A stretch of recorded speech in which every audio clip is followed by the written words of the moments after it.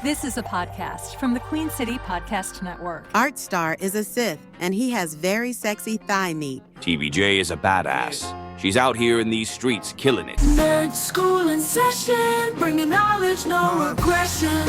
Professor Andy likes donuts. Joe is the student of nerd school. He's a total weirdo. Nerd School Podcast. History for jerks. Peter, we would love to welcome you back to Midtown High, where we shape heroes. Or murderers. Stop it. It's an honor to serve you, sir. It's not. Mysterio was right. Stop. We don't. That's all. Right. Some of the students put this together for you. No, you did that. You did that. I helped a little bit. And I tried to stop you so many times, but you powered through. He did all of it. You did a great job. I hope you have time to stop and check it out. You close up. And feel free to walk or swing through the hallway or crawl on the ceiling to avoid everybody. We all know you can do it. I'm just gonna... Nerd school in session, bringing knowledge, no aggression. Welcome, nerds.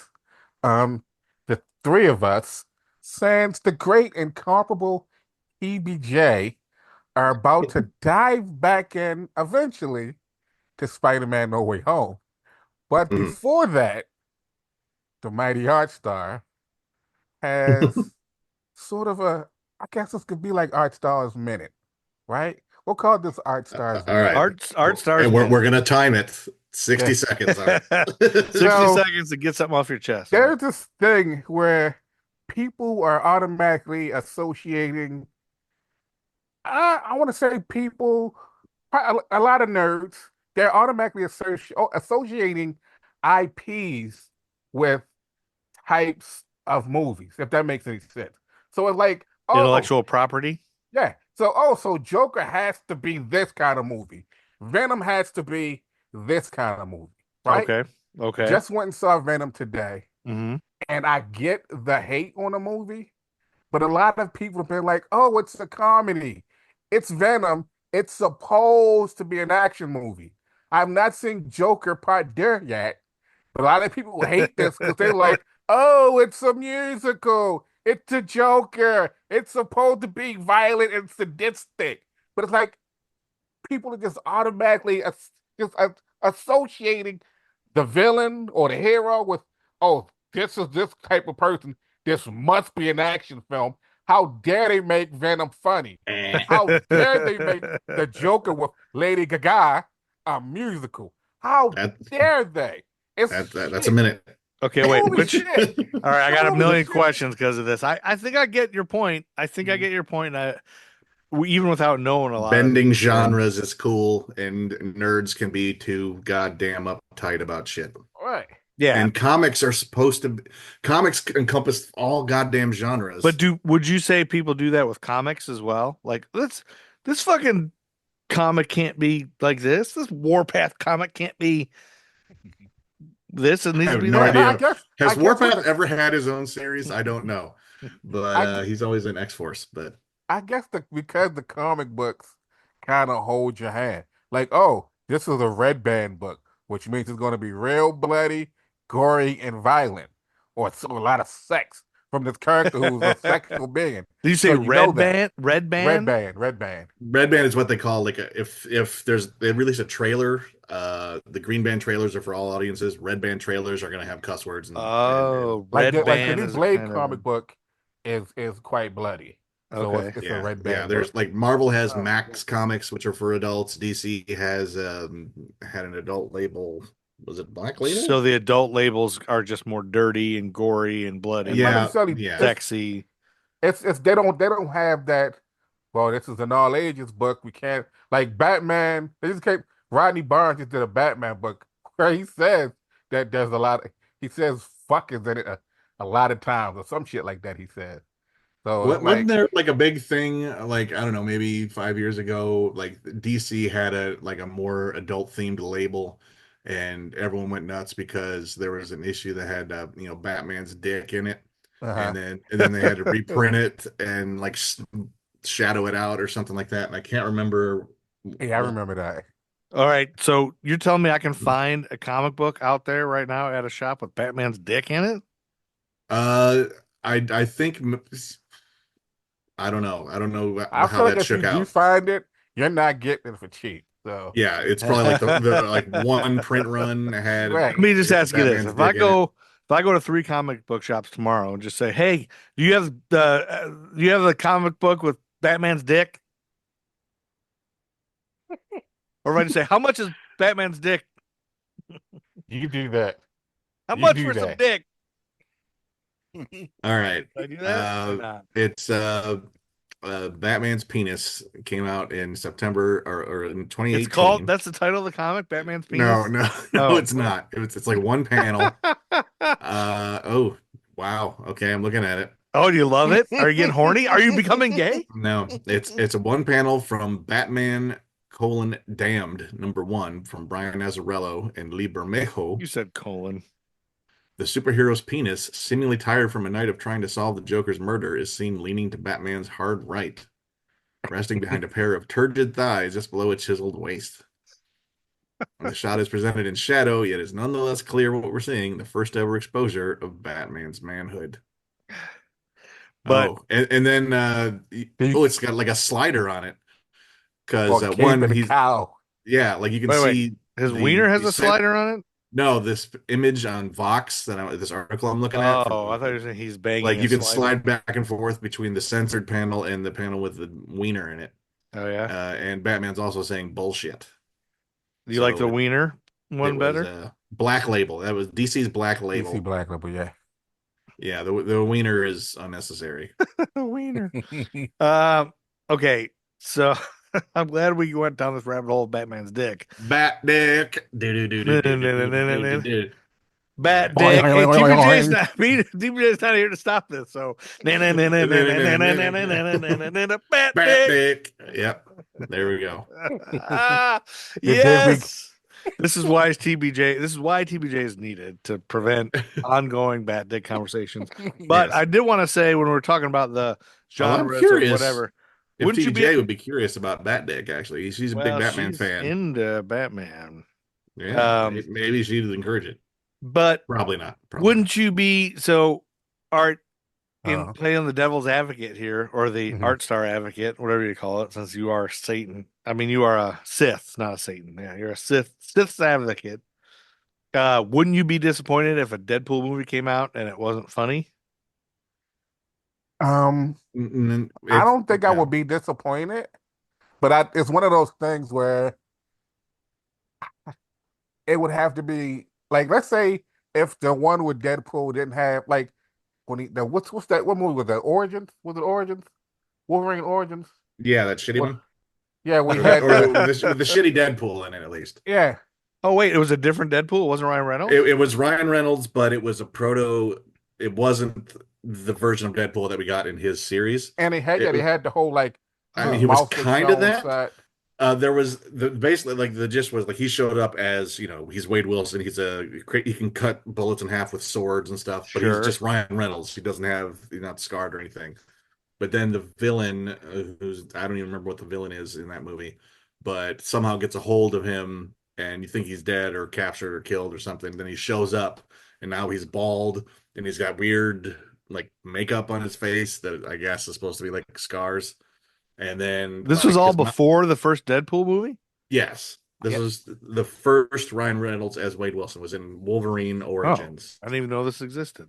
And it's like a flat, like I guess Sabretooth is this the one with Liev Schreiber as Sabretooth? I believe so. And then it's all like the Weapon X crew. Now the good Gambit. Oh yeah, a different shitty Gambit too. A different Gambit was in it, and he was not shitty. Except he looked better than fucking Channing Tatum did in that stupid plastic head case. I'm gonna make a name for myself. Yeah. Oh, God damn. Wait, so let's ask. It was just Art, like a douchebag in a fedora playing. Well, let's ask Art, who is a Gambit fan, who doesn't just hate Gambit. Which Gambit is better? Of course, the one in the Origins, yeah, for sure. Oh, the Origins ones is better than. I feel like if there was anybody other than Channing Tatum, I would probably be okay with portrayal of Gambit and Deadpool and Wolverine. Oh, but you didn't like it because you don't like Channing Tatum?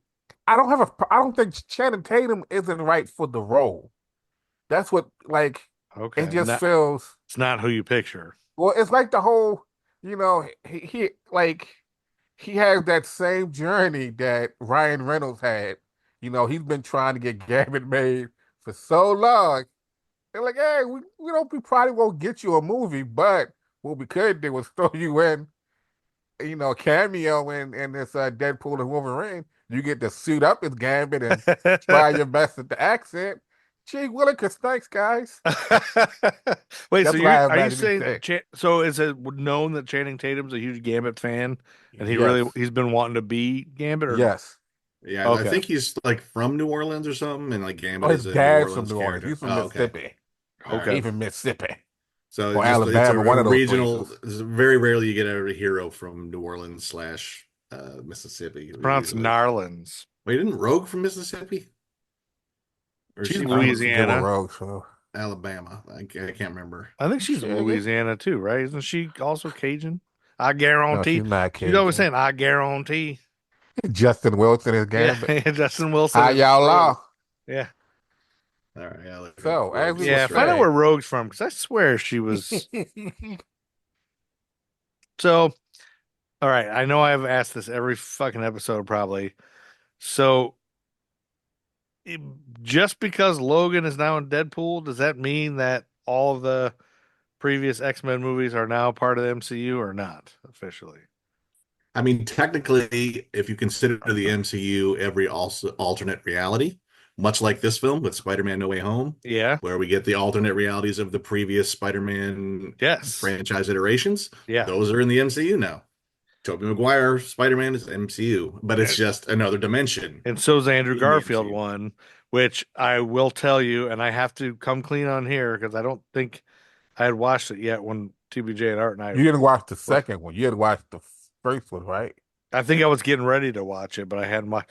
I have to say, I have to come clean I was wrong. I was a bad nerd. What I did was I love Tobey Maguire Spider-Man when those came out. I think I saw, is there 3 of them? I think I saw 2 There's of them. 3. I liked him a lot. He's my Spider-Man, whatever. He's great. When Andrew Garfield came out, this was before the MCU, I was like, who's this fucking guy? Why are they changing guys? No, fuck that. I'm not seeing. And everybody's, oh, Heartthrob, oh, he's hot and beautiful. I'm like, no, it is not. We already got Spider-Man. We need other things. No more Spider-Man. I'm never watching that, and fuck that. It sucks. And then from here on out, whenever I was in a conversation at, say, at Denny's at 2 a.m. eating moons over my hammy, and somebody said, hey, who's your favorite Spider-Man? Andrew Garfield, Tobey Maguire, or Ben Kingsley, or whoever this new one is. Ben Kingsley. Tom Holland. Not Ben Kingsley. Tom Holland. I always get Ben Kingsley and Tom Holland mixed up. Oddly enough, Ben Kingsley in the original Spider-Man 3, Sam Raimi didn't want to put Venom in it. He wanted to use the Vulture and have Ben Kingsley as the Vulture. Oh, Ben Kingsley would have been a good Vulture. Anyway, in those conversations, I always said, fuck Andrew Garfield. That guy sucks. Fuck him. And like, what didn't you like about those movies? And I would say, yeah. Or I'd say I don't know if I admitted to not seeing them. I refuse to see them. I won't have any part of this. And I'd always end up getting up and walking away from the table, throwing my moons over my hammy at someone, and stomping out of Denny's. But now I will say, and then crying and shitting your pants in the parking lot. So when Andrew Garfield, now fast forward to now when we're watching this No Way Home for Nerd School, Andrew Garfield shows up in the portal. I'm like, what? Oh my God. And then Tobey Maguire shows up. Oh, now, that prompted me to, and I like Andrew Garfield's character in this. Like, I love how they hugging each other all the time. He's crying. He's like emotional. And the 3 of them are like, we're best fucking friends. We're the same guy. We love each other. We're brothers. God, I got to see that Andrew Garfield. Like, I had to go watch. So I watched the first Andrew Garfield, and God damn, it's great. And he's great. And he's probably my favorite Spider-Man now. So the moral of this story is, kids at home, try Moons Over My Hammy. It's delicious. Yeah, I haven't watched them since they came out. I remember thinking Andrew Garfield was like Tobey Maguire was a better like Peter Parker. but his Spider-Man was kind of subdued, and like because Tobey Maguire is subdued, he's very like,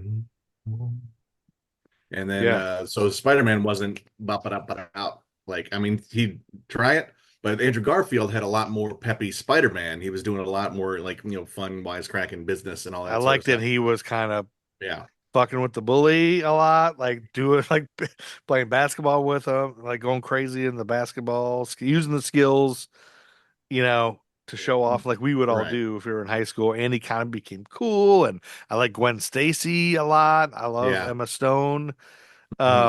She was good, but I like his Peter Parker felt a little too modelly. I mean, like I don't know, modelly at the time. Like he's just too attractive. Yeah, I guess he's too pretty to be Peter Parker. Kinda, but or two. He just didn't see like I didn't. This is at the time. This is what I remember thinking. He was pretty shaming. I have not watched them since, and You're pretty shaming him. And I liked him in this as well. So I'm thinking like, do I want to rewatch those? Well, and with Martin Sheen as Uncle Ben, and that whole thing is like, and Aunt May is Sally Field. Sally Field, who's great. Like she's a really good actor, and just like it's an it's really good. And now, but I'm thinking like, God, what's freaking favorite now? I can't wait to watch the second one because the second one, I'm assuming Jamie Foxx must be in the second one because he wasn't in the. I was hoping he was in the first one. That was like I think the bigger issues with like I didn't really love what they did with the lizard in the first one. I guess, I remember the editing of the ending seemed really choppy and weird. Like they couldn't decide which way to go with it, and it kind of didn't land. And then the second one, the way they did Electro, he felt like a Joel Schumacher Batman villain in that. But this is like this. No Way Home feels like redemption for Andrew Garfield and those two movies, kind of taking the potential of those things and giving them a proper send off because it didn't like they didn't do very well because they were compared to Tobey Maguire movies, which were the first Spider-Man movie ever, fantastic. Like let me just not to cut you off, Ando. No, but now that I'm thinking about it, like. A lot of people didn't really like the third Tobey Maguire one because of the little dance ensemble that he did. Right. And I always thought that got more shit than it deserved. Mm-hmm. But I also have not watched it since, so I might need to But it made me think of like the whole joke, my Artstar moment with the whole Joker and Venom the Last Dance thing where it's like people are so used to like they don't like change, right? No one likes change for some reason, especially not nerds. Yeah.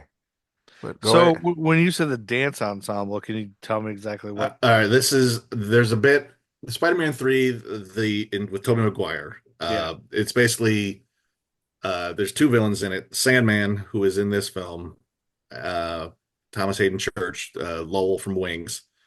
And also Topher Grace becomes Venom throughout the course of it.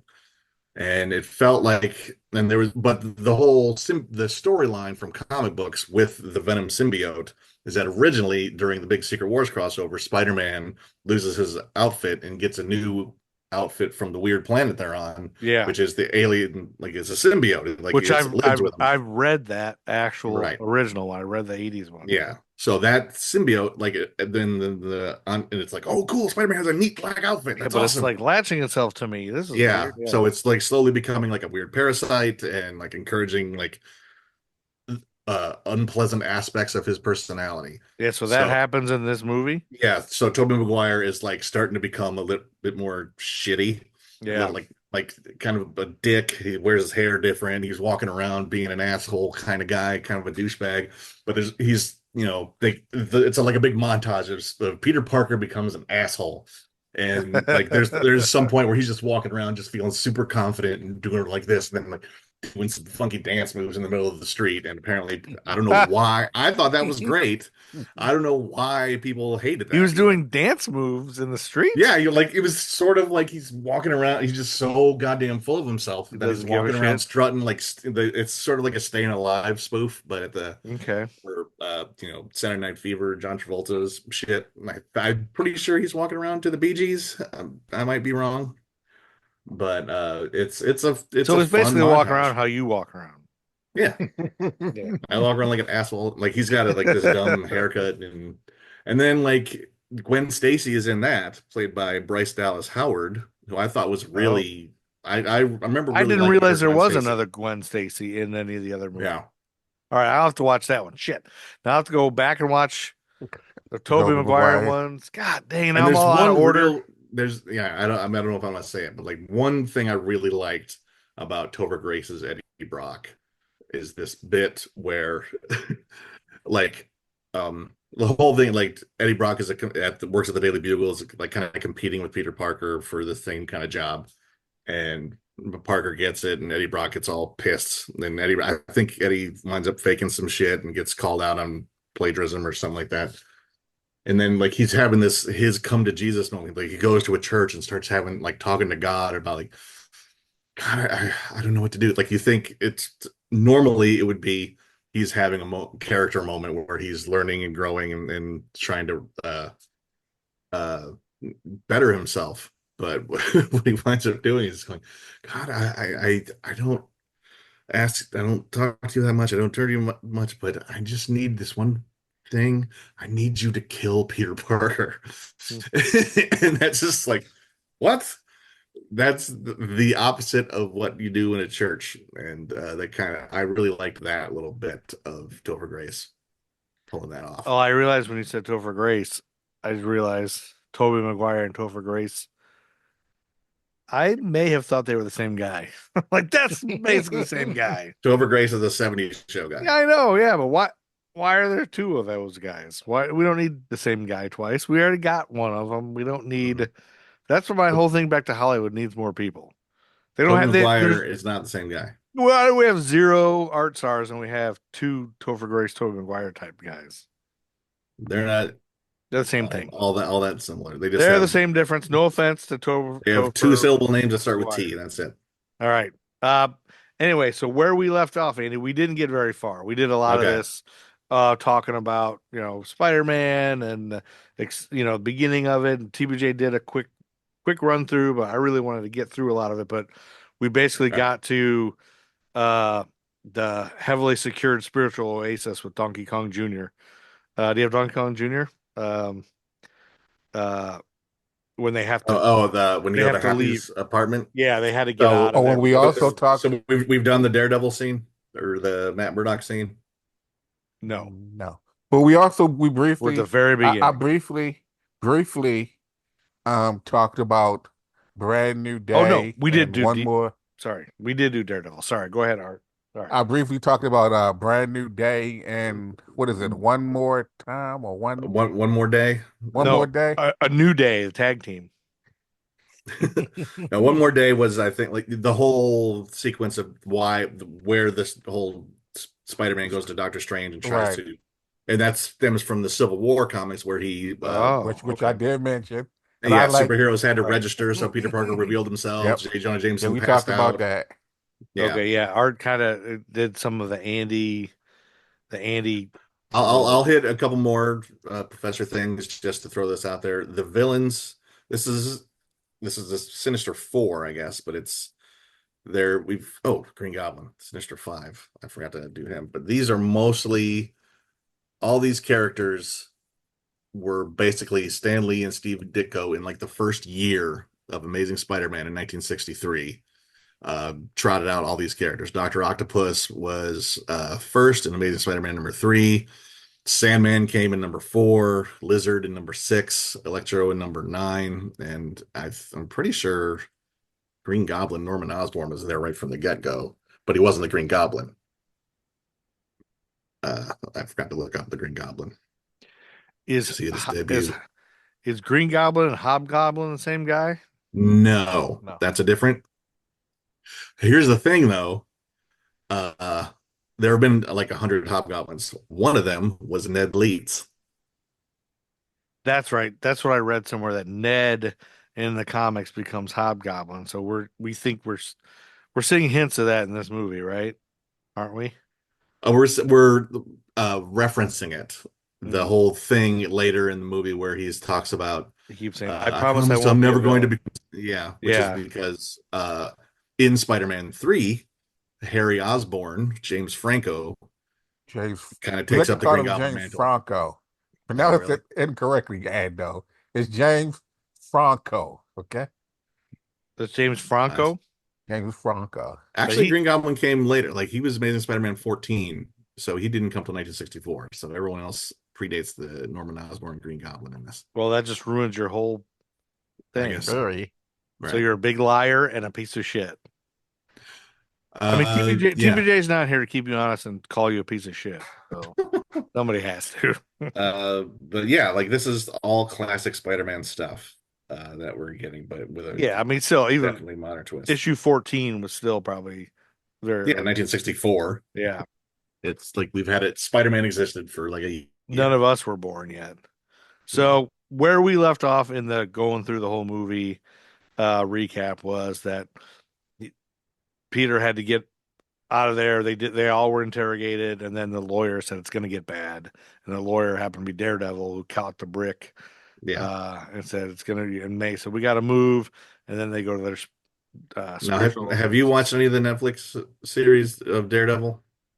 I have. I'm in season 2 right now, I think. Okay, I desperately need to rewatch those, but because I never saw season 3. I like it. I think some of the acting is a little overwrought a little bit. The girl, I can't remember her name. The Debra Ann Wall, Karen Page. Karen Page. Yeah, Karen Page is a little soap opera-y acting for me, but then Art corrected me and said she's a great actor and been in a lot of stuff or something. And she's a huge nerd too. And she's a huge. Oh yeah, she's the D&D person. Oh yeah. Yeah. So I wanted to stop saying anything bad about her because she loves D&D. That's what Art told me all about that. She's like a DM, and she did a impromptu thing on a talk show, right? Art, is that what you're telling me? Yep.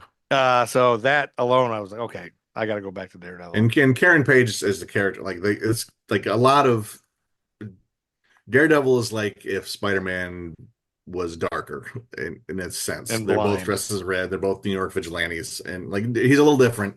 But most of the more memorable Daredevil stories were darker ones. Really, like, I guess Frank Miller, who did The Dark Knight Returns and made Batman real dark and gritty. Chip Zdarsky has some really good dark ones too. Like, the grim and gritty era, like Elektra and stuff like that. So that, like, I think bringing that Daredevil stuff to the screen for the first time was like, let's truck into this. And Karen Page had a real tragic backstory that was different from this. Like, I think she was like somehow was involved in adult films. Can't remember if she was blackmailed into doing it or was a drug addict or something like that. And I think I can't remember if she got murdered or so, like, there's a whole tragic thing where there's a lot of drama. Also, he's so, in the comics he's somewhat of a whore. So, Daredevil.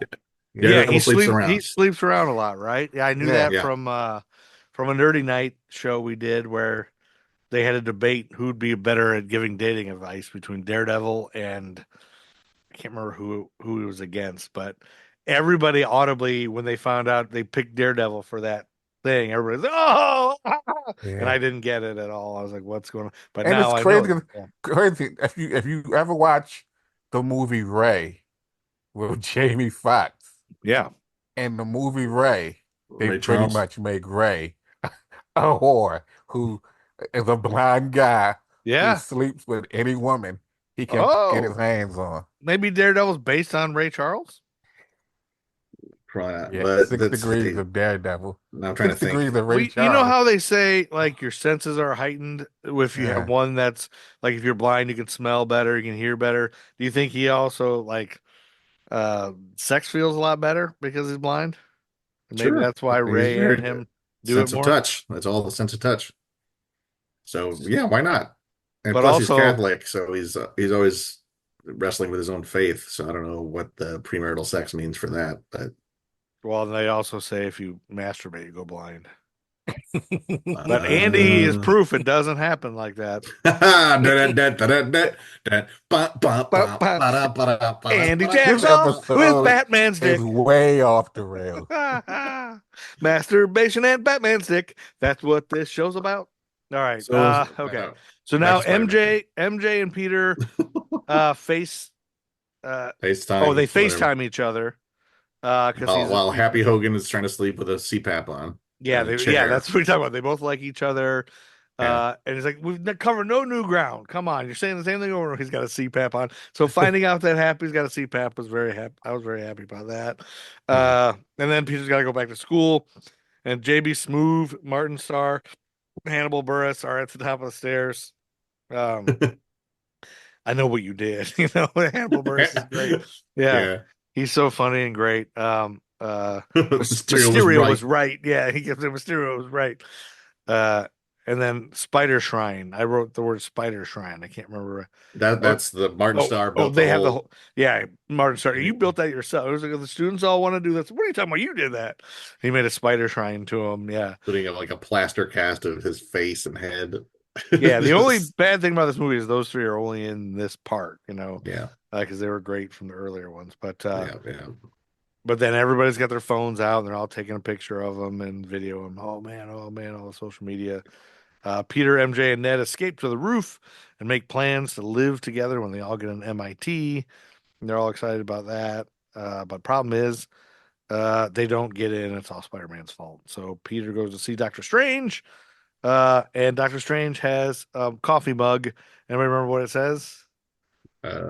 World's greatest magician or something. No, it says for Fox's sake. The picture of a fox. It says for Fox's sake. I did not catch that.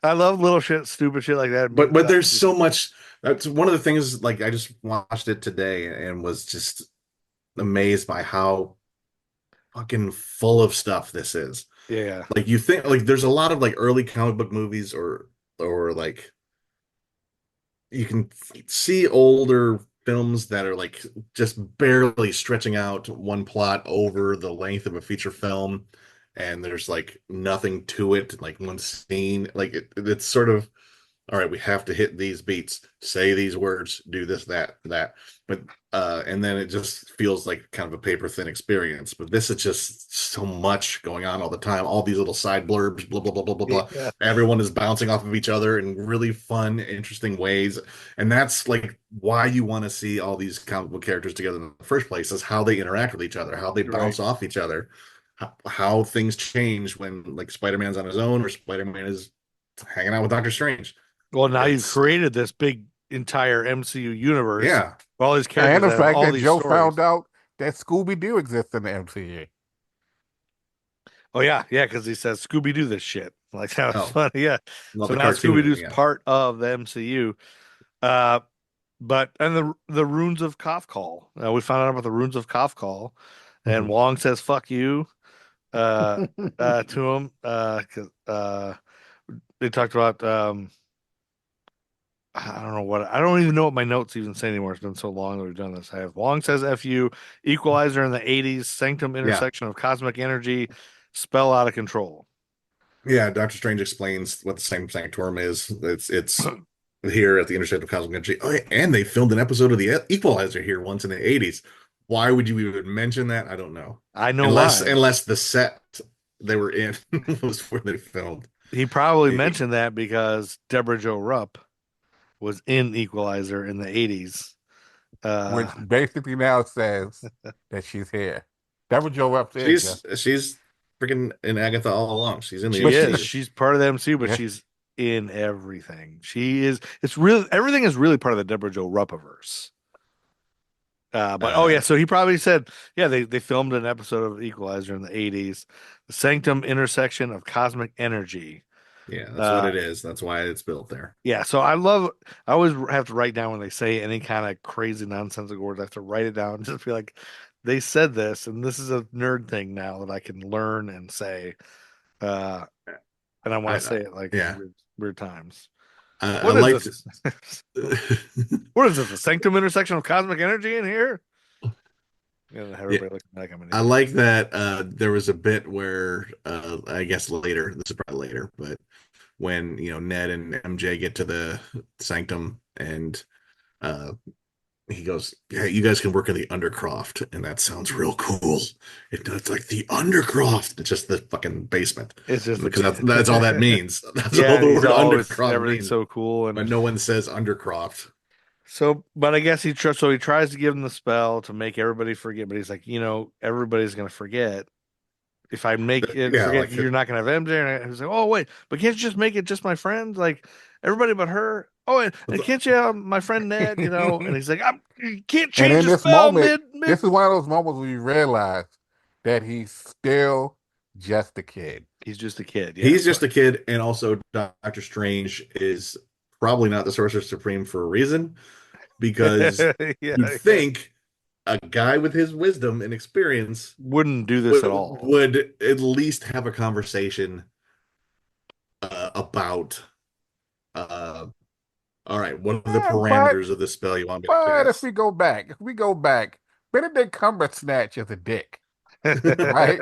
Doctor Strange, like historically, yes, it's kind of an arrogant asshole. So it would be in his wheelhouse to be like, whatever, I'll get this kid off my back. I'll just do this for him. Yeah, like he said, we've done this. I erased the memory of a fucking party we had to the wall. It's like, you remember that? No, exactly.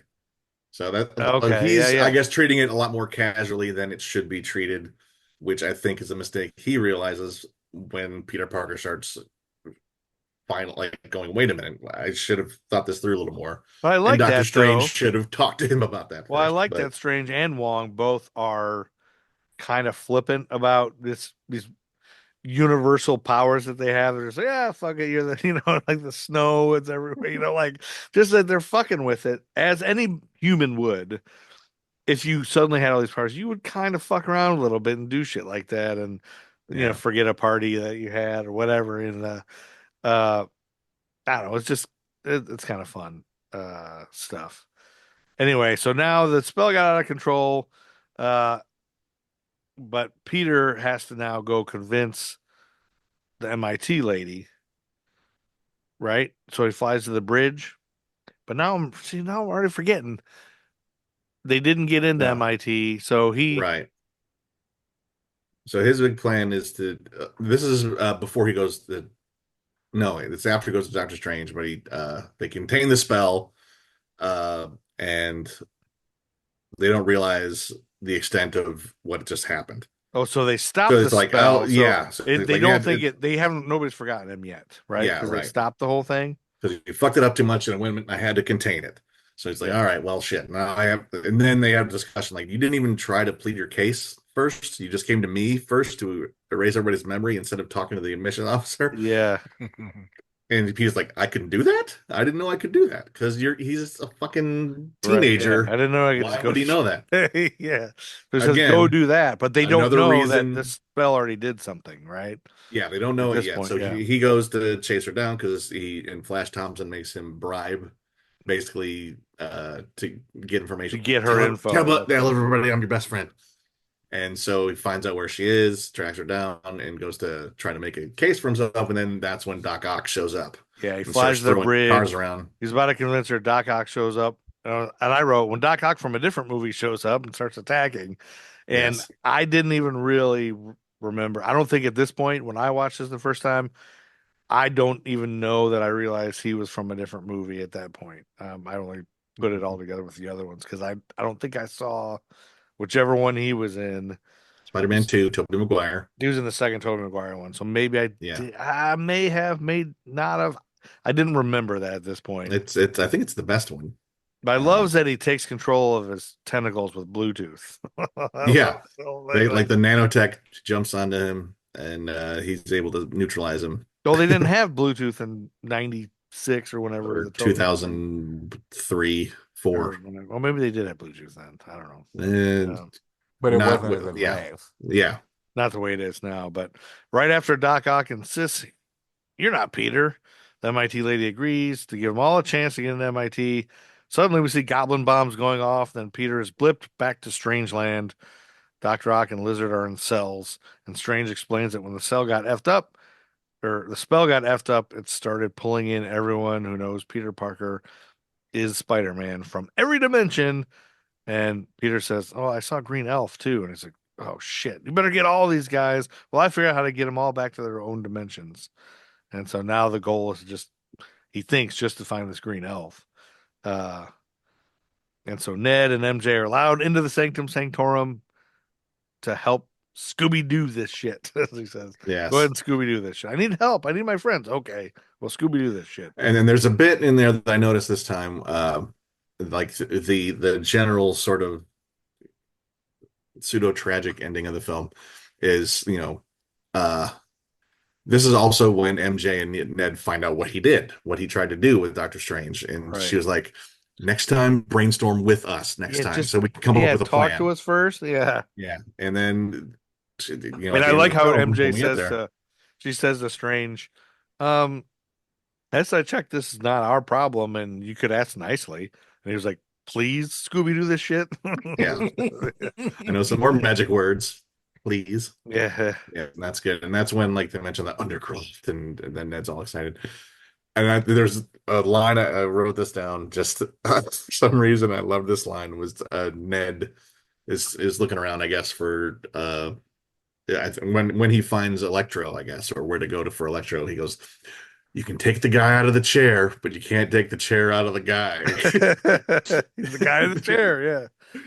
You can't take the chair out of the guy.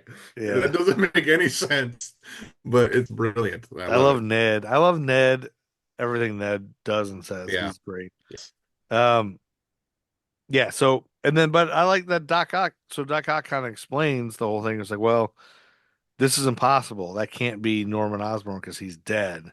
And then we start to kind of realize what's really going on here. These guys all may have died in other dimensions and all this stuff. And it's a timeline too is weird. Yeah. So they affix a cell phone to Peter's chest. So Ned and MJ can watch.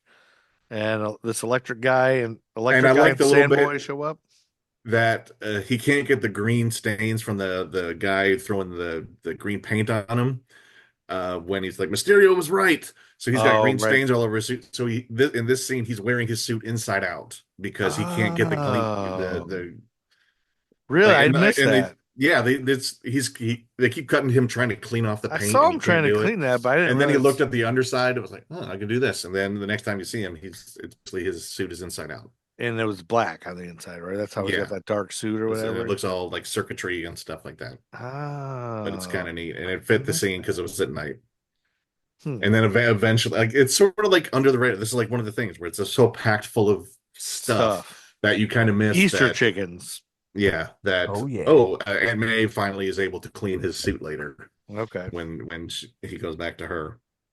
Oh, that she does clean it. Okay. This is how you need to wash your suit, and because he doesn't know shit about laundry. Oh, not till later when she finds it. Because right now she doesn't. Yeah. Wait, no, she does know. It's this man. Now I'm getting them all mixed up. I was thinking Sally Field. Sally Field doesn't know, but yeah. All right. Yeah, she knows. Sally Field doesn't know any of this. Yeah, Sally Field has no idea any of this happened. Electric guy and Sandboy show up, and I think at this point, Electro from Amazing Spider-Man 2 and Sandman, aka Flint Marko, which everybody is. Yeah, what movie are these two from? Yeah, Sandman is from Spider-Man 3 with Tobey McGuire. Gotcha. And he was sort of not entirely a villain, like he was, which is, Sandman in the comics has been back and forth between being a villain and being like on a couple of different he was an Avenger for a little while. Okay. But he was sort of like a hero for hire kind of mercenary dude, but with Silver Sable, who's kind of a good mercenary lady. But he's got a conscience at least, and he can be, but you never know what you're gonna get with him because sometimes he's just fucking pissy and shitty and wants to kill you.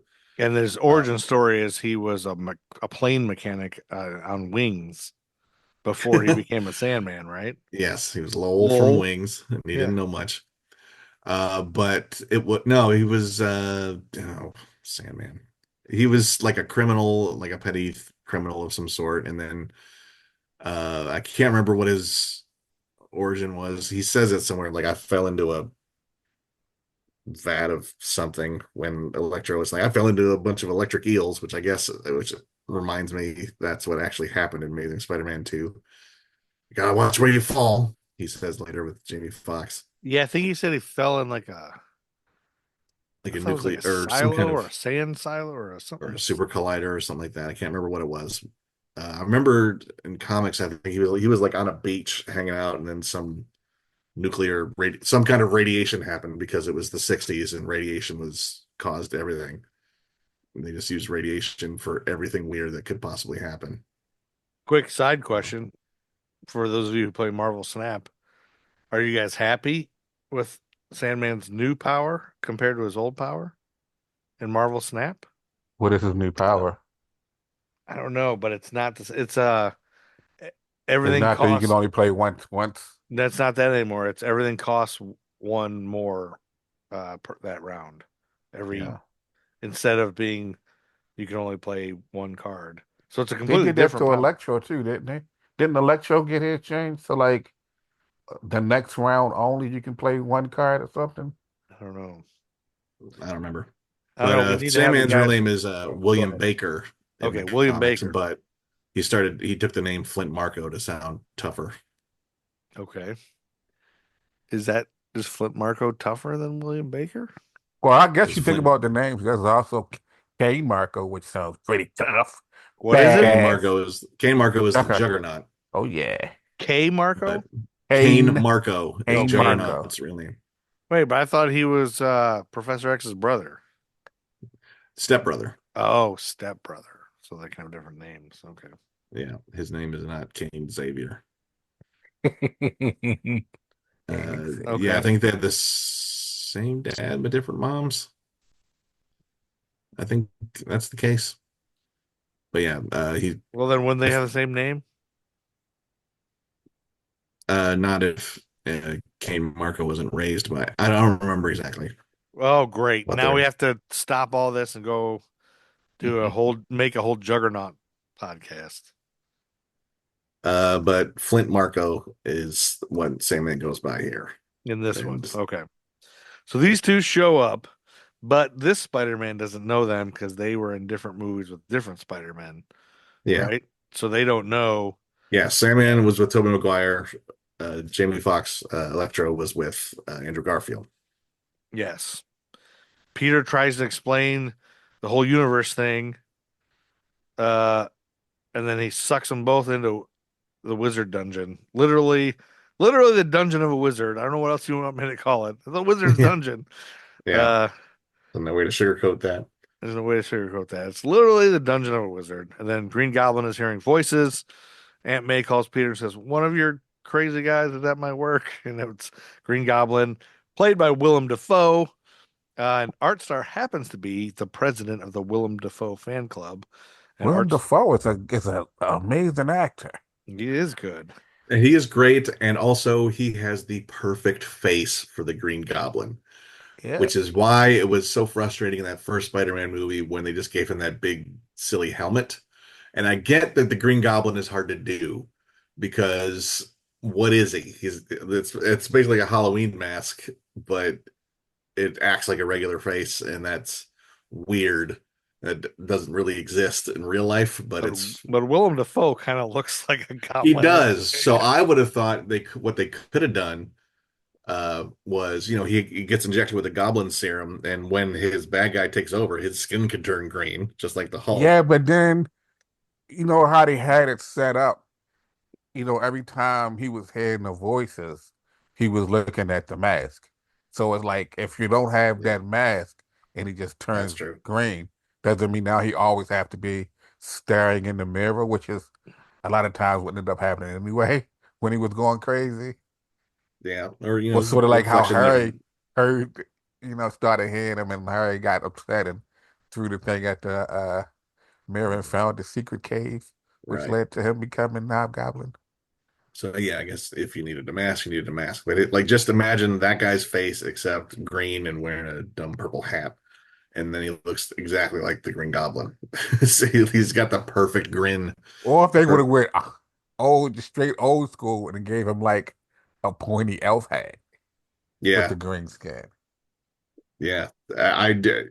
I at the time in 2001 or whatever, 2002, it was a tough nut to crack of how do you the Green Goblin is Spider-Man's arch enemy. Like the worst shit that happens to Yeah, but how do you Spider-Man make is him Green not Goblin's unless fault. you make him an alien? How do you really do that? Yeah, like how the fuck do you do his outfit in real life? And that's what they did, and it was very plastic and it looked very Power Ranger villain, which was a big knock on the film at the time. But it didn't really suffer for that. It made shit tons of money. Yeah, say people still liked it, right? Then, Yeah, like, everyone was into it, and everybody loves Willem Dafoe. And a lot of people don't know he used to be in an R&B group called Mel Biz Dafoe. That is incorrect. With Vic Tayback and Biz Markie. But I like that they wedged in the meme line at some point where he goes, I'm something of a scientist myself, and that is was a meme for a while. I'm something of a blank myself. Maybe you've never seen it. Yeah, I don't know what you're talking about with that, but yeah. Yeah. So they get him. Strange puts him in a cell, then explains the Machina de Cadavas. Is that how am I saying that right? Machina de Cadavas. We'll send them all back, but they all just realized they were each about to die right before they got there. And so if the Machina de Cadavas sends them back, they're all going to die again because they were all just about to die.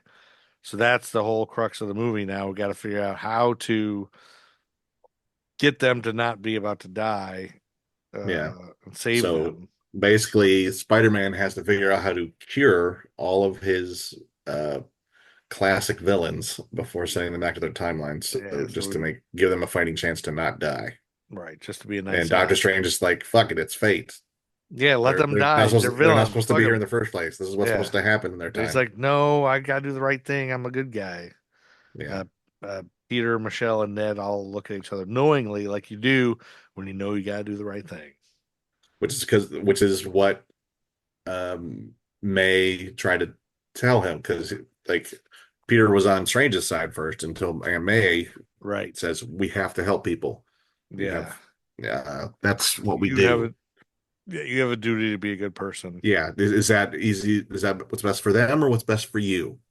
Yeah, and basically a big guilt trip. And Spider-Man is nothing if not constantly guilt tripping himself. That's true. Well, Peter then takes the spell box, aka the Machina de Cadavas thingy, and Strange chases him into the mirror dimension where they argue about what they should do. It's like fighting through the mirror dimension. And I love this bit. Yeah, like, it's great. Again, it's cool. It's really Spider-Man, cool. What happens if Spider-Man fights Doctor Strange? But he's not really fighting. He's just trying to get away. And Doctor Strange, how does Doctor Strange chase a guy who swings around real fast and is a lot faster? And even if you knock him out of his body, for some reason, his spider sense is still not letting him grab the box. Yeah. Like, but you shouldn't be able to do that. What are you doing? And like, they didn't really explain that, but I'm guessing it's spider sense related. I don't know. I feel like it's one of those over. I'm doing air quotes. Over complication of things, but then also we're not really going to discuss it. Like, but then if you know, like Peter is a very powerful dude. Like we never really get to see his full potential. He's like it's a hero trope that transcends not only the comic world, but then there's like the anime world where we have like Goku, who is Dragon Ball Z. Like Goku is very powerful, but he always comes off as bumbling, always wants to eat, but then he's playful, so he never really uses like his full power. Like Peter is really strong. Like there's the whole, has the strength of his, like the spider, the magnification of his power, just how powerful he is, just the things that he can do that you know, defy belief. So in that sense, my nerddom would be like, okay, I get how we can do that. It's like, yeah, I get that. So it's Yeah. it's one of those type of things for me when I see him doing certain things. It's like, yeah, I get that. Sure. Oh, he reverse engineered that. Like, yeah, I get that. Yeah, he probably could do that. Figure it out. I mean, they're way, way smarter, than all of us. That's why I think when you get the three of them later, all three Peter Parkers who are all super smart and in the same room, and they're like you said, all three real powerful too. Like it's one of those things where you wonder if them being bitten by the spider, like if that also it's heightened their awareness, right? But like has it also heightened their intelligence? Where it's Yeah. like Oh yeah. So yeah, I didn't think about that much, but you probably right. So it's one of those things where like this person's power does this. It's a small bit. We don't talk about it much, Well, if he's got the intuition, the spidey sense, Mm-hmm. And the guy's got to have intelligence to go with that, right? And the agility and strength and Like for instance, like a penis. Saiyan, Batman penis, which is what Goku is. Yeah. Saiyans, when they get close to death, it only increases their power levels. Really? So it's almost like you beat them within an inch of their life, and they just get stronger. Their resolve makes them stronger. Are you saying Goku or Grogu? Goku? You know who Grogu is? Yes. Grogu's probably pretty powerful too. Yeah, that's true. Yeah. All right. So basically, this back is to a Yoda. This is a way to write out Doctor Strange for a while. He leaves him stranded in the mirror universe. Yeah, he leaves them all like stuck because he figures it out because of geometry. Yeah, because it was math, and math is what helped him figure it out. So, and their big argument again is that Peter wants to try to change their fate. Strange wants to send them back before everyone else. He said, we got to do this fast before everybody else from every other dimension who knows a Peter is a Spidey shows up. So it could be infinite numbers of people showing up here. It could be just keep going. We got to do this now. But because we don't understand the multiverse. But thanks to the Archimedean spiral, Peter realizes he can win with math. So that's how he gets. Suddenly, math is his spinach, and he's able to use it to bind Strange in the mirror dimension, hopefully long enough to figure out how to stop all the villains from dying. But he also steals his little sling ring. Yeah, he's got his little, yeah. Right. So it's off to Happy's pad where the fabricator is. And so at this point, we got to go get this fabricator. And this fabricator reminds me, just a side joint, just for the small amount of people that know us from work, this reminds me of Dan Mulder's 3D printer. I can't use last names. Anybody remember when he had a 3D printer in his office? He'd make all kinds of shit. Like, he doesn't make anything. Hey, you want a lighter? I can make you a lighter. Like he'll make that's on the second floor now, I think. Oh, is it? Okay, yeah. He's got a 3D printer. Techno, yeah. You can make literally anything you want. Dildo, whatever. Yeah. I have to cut all this out because I said Dan Mulder's last name. Anyway, Batman's penis. Off to Happy's pad where the fabricator is. And he figures out how to fix the chip in Doc Ock's neck. And then he moves on to Jamie Foxx, who seems hesitant. And then Spidey's sense goes nuts and he realizes Norm ain't right. Then Goblin takes over his body and he convinces Electro too that they shouldn't be contained and they're gods. They shouldn't be letting this happen. So May grabs some kind of science crap and runs. So yeah, go do that. Then Electro knocks Octo out the building. Sandman and Mr. Lizard go running. I call him Mr. Lizard because I think Mr. Lizard is way better name than just Lizard because it's like Mr. Wizard. It's like he has a science show for kids. Guy. Yeah. Anyway, he knocks the octopus out of the building. Sandman and Mr. Lizard go running, and Jameson is catching it all for his Newsmax show. And then Peter has a pretty badass superhero destructive fight with Goblin. where they did we talk smashing about each how other awesome through it is that fight? fucking J.K. Simmons is still J. Jonah Jameson Oh, because yes. he's obviously the best J. Jonah Jameson of all time. Yeah, so we talked a little bit about that, and that's what kind of Art and TBJ were like, do you even remember what that he was J. Jonah Jameson and other things? And I was like, I don't know that I didn't put two and two together at this point. These guys reminded me how when we all saw that in the last movie, we're like, oh, it's great, it's J. Jonah Jameson. I don't think I had that moment because I was just like, of course it's J. Jonah Jameson. Who else would he be? You know, Yeah. like, but maybe I did. I don't think I did, but I think I was like, oh yeah, of course they did. I think that you would like to know that in the 90s Spider-Man cartoon, the voice of J. Jonah Jameson was Ed Asner. Ooh, I do like that. I love Ed Asner. I knew you wanted to hear me say Ed Asner. I love Ed Asner groupies also. There's a lot of Ed Asner groupies out there. Yeah. Anyway, and we did talk a little bit, Andy, in the last episode about how it's clever how they've made him into like a crazy Fox News InfoWars guy. Yeah. It's kind of a smart way to make him an asshole. That you kind and since newspapers are no longer really relevant, it's a way to makes it present and of course J.K. Simmons is fucking J. Jonah Jameson. Like that's in my mind, that's who he is. Like that was when we in 2002 watching that first Spider-Man movie. It was a little like you're as a nerd judging it like, okay, this is good, but Tobey McGuire doesn't have quite the joie de vivre that Spider-Man should have. I don't know. And then he shows up and is immediately just takes over the entire thing, and it's so like that whole like he's just bouncing off of everybody, just saying shit. Like, oh fuck! All right, they got this. They got J. Jonah Jameson. I will forgive any little nitpicks about the rest of this movie. Yeah, he was a perfect J. Jonah. He's a perfect. God damn it, that was perfect. Person. Yeah, probably the greatest casting of all time. So we should find out who cast that. And Larry Storch.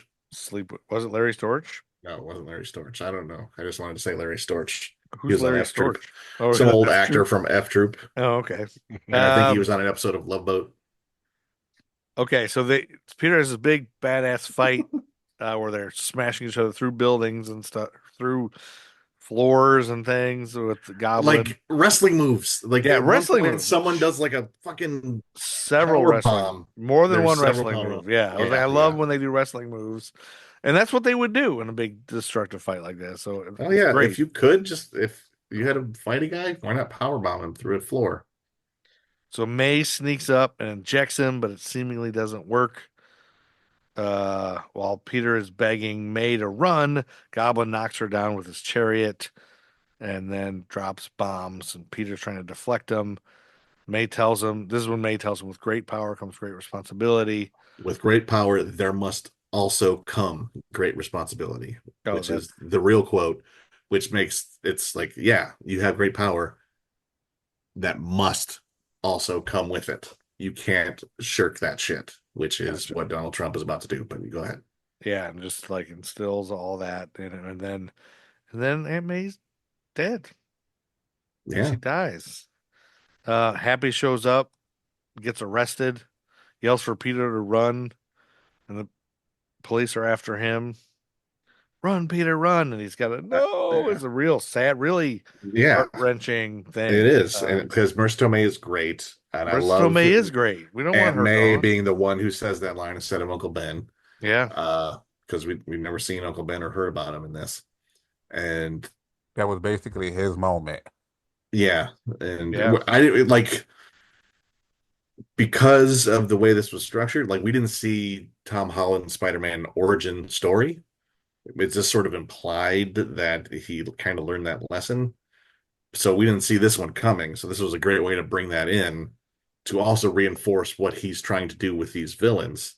Right. Is you have this power, you have to have the responsibility that goes with this power, because power without responsibility is fucking supervillains. That's what all these fucking guys are. Power without responsibility. Norman Osborn, this thing. Morality is bullshit. No responsibility is just power. And I'm wondering if in this part here now, this is when maybe if I was taking a critical approaches class on this movie, I would say this is probably when the seeds were planted in Peter's head to do what he ended up doing at the end of the movie. Yeah, there's a lot of foreshadowing of that. Like um, and I like that the kicker at the end. We'll get to the end of the movie, but the fact that MJ's scar on her forehead is healed at the end, and she's like, and it doesn't hurt anymore, and that's when he goes, I've caused a lot of hurt, and it doesn't hurt anymore because yeah, and so at this point he's like, it's all because of me. He's like, you're saying, is that what Art's saying? It's like he's so making that realization that if they didn't know who he was, that's the realization that like people knowing, like it's the whole thing with the line that Christian Bale tells JGL and Batman. It's like you wear a mask to protect the people that you love, kind of thing. Right. Yeah. And just the fact that all these people knowing who he is, it's endangering the lives of the people around him. So it took him, this moment to start laying the seeds to, once we get to the end where he feels like he has to do this. Yeah. But even when they they couldn't get in MIT, he's like, it's all my fault. You shouldn't know me. It's bad that you know me. Right. And he lets himself be talked out of it because MJ and Ned are like down with him, and they're like, it's fine. We're really into this. And he's like, no, it's just I'm ruining your lives. Well, like it keeps coming back to that so many times. It's like if you weren't next to me, you'd be fine. And then it's the perfect use of J. Jonah Jameson is right after all that happens.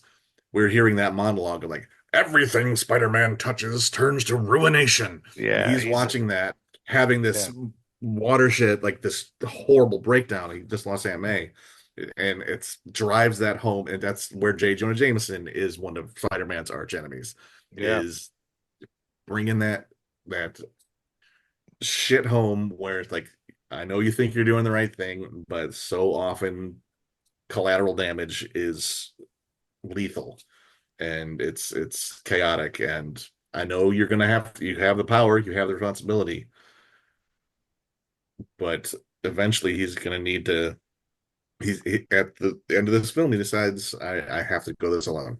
Well, and I think this is the whole thing of Spider-Man, and what makes it such a unique hero is that with J. Jonah Jameson bringing this whole thing of he's a villain, he's terrible, and it's like he's the misunderstood hero that half the people think he's a villain and people don't know, and so that whole thing, and then you go back to nobody knowing again who he is. It's just like that. That's the whole thing with Spider-Man. It's always been with the comics. It seems like sometimes, depending on when they restart it and all that, but that's the whole crux. That's what Spider-Man's story. Yeah, it's like even in the comics when you have people who, after he revealed himself, just him having to, be like, well, I'm your friend.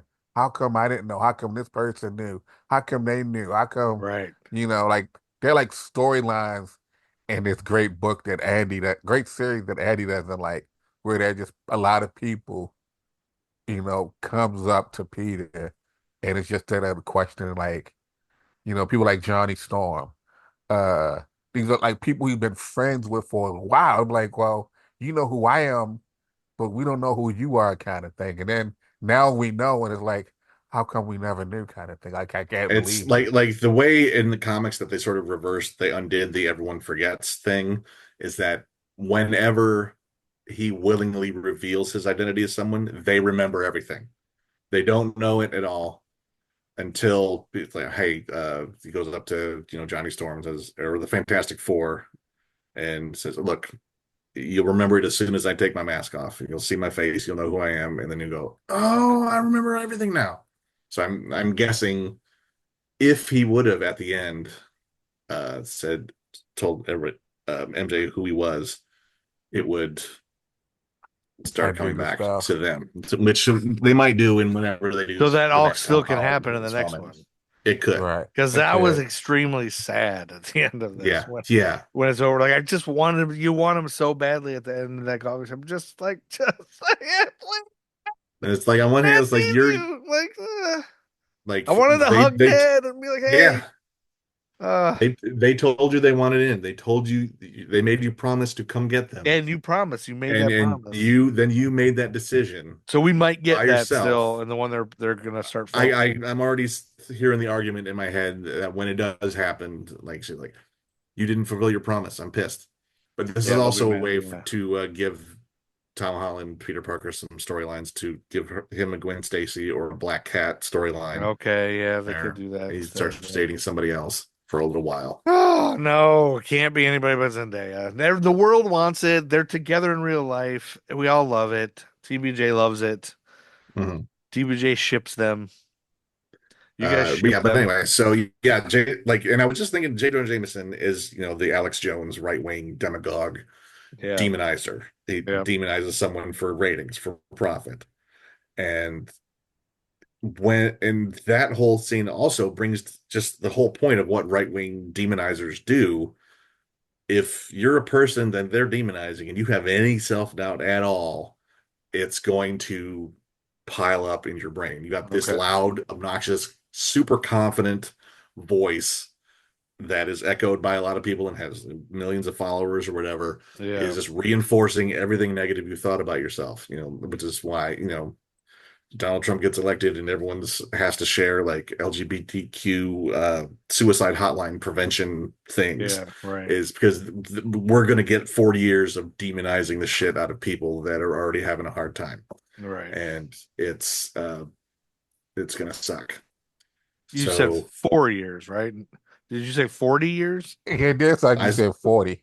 Well, if he does away with elections and becomes a dictator and somehow gets a magical elixir where he's not going to die in 2 years because he just eats Big Macs and shits his pants all the time. But well, I eat Big Macs and shit my pants. Sometimes. No, okay. Let's shit your pants at the same time. Or do you eat it first and then shit your pants? Yeah, so usually at the same time. But anyway, this is like where you realize, holy shit, this movie still has an hour left. Yeah, so we got a lot of time. So we should pause here because even TBJ was like, we're probably gonna have to do 3 episodes. And I know she wants to get into this next bit that's about to come with the portal, the cool thing. So we'll hold off here. It's been about an hour. We already talked about Batman's dick, shit in your pants.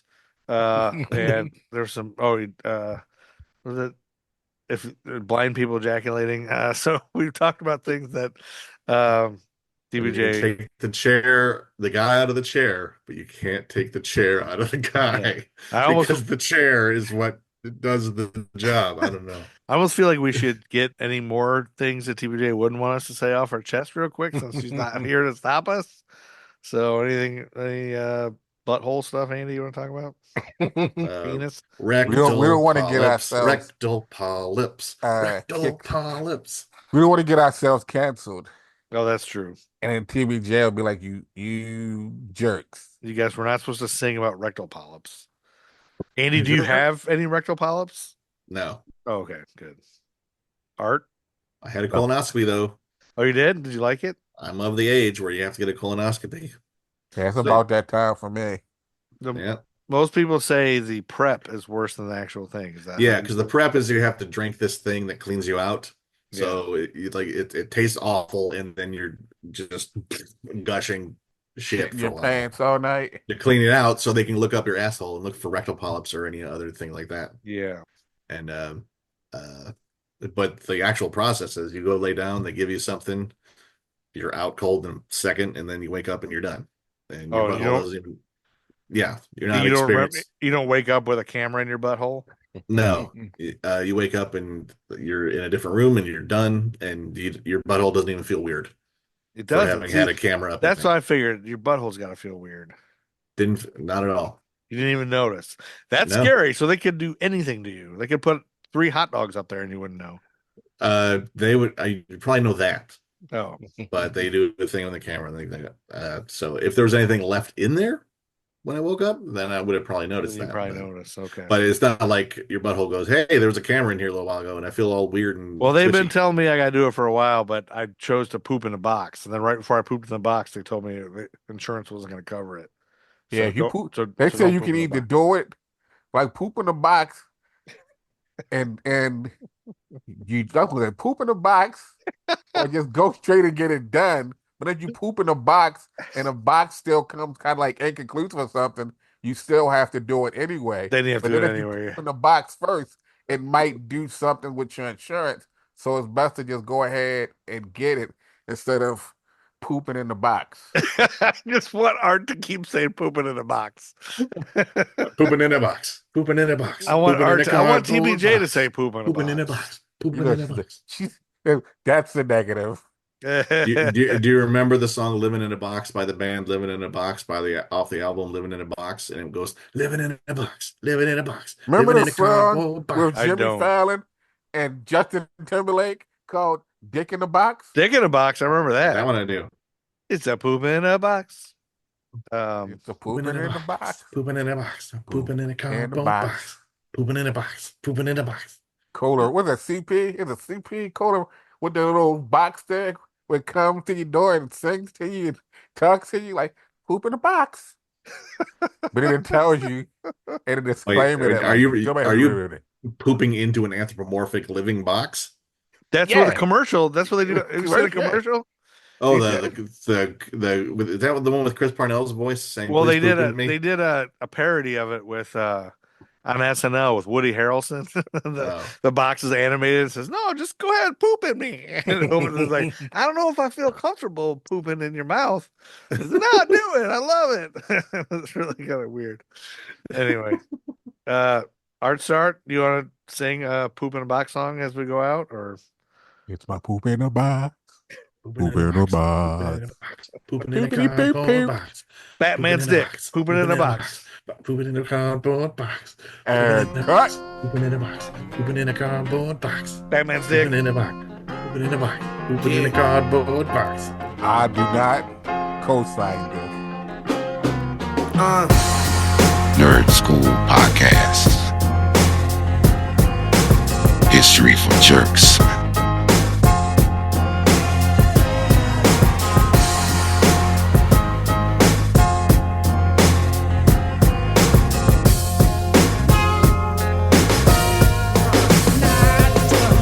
I can't rap about the president no more, but evidently they don't see we in the streets still poor. Still more incarceration of my kinsmen by the prisons, and people thinking this election to end it race. The Nerd School Podcast is a product of History for Jerks and a member of the Queen City Podcast Network. Find out more about History for Jerks at historyforjerks.com. Check out The Gruff and Loud Show on YouTube, a show with two jackass Gen X dudes drinking beer, smoking weed, and rambling about pop culture. Also, check out the American Timelines podcast featuring Joe and Amy. It's true crime meets history and pop culture. There's also a dumb t-shirt shop on Threadless created by History for Jerks. You can buy a Gordon Jump shirt or an Edie McClurg shirt. It's really dumb and stupid.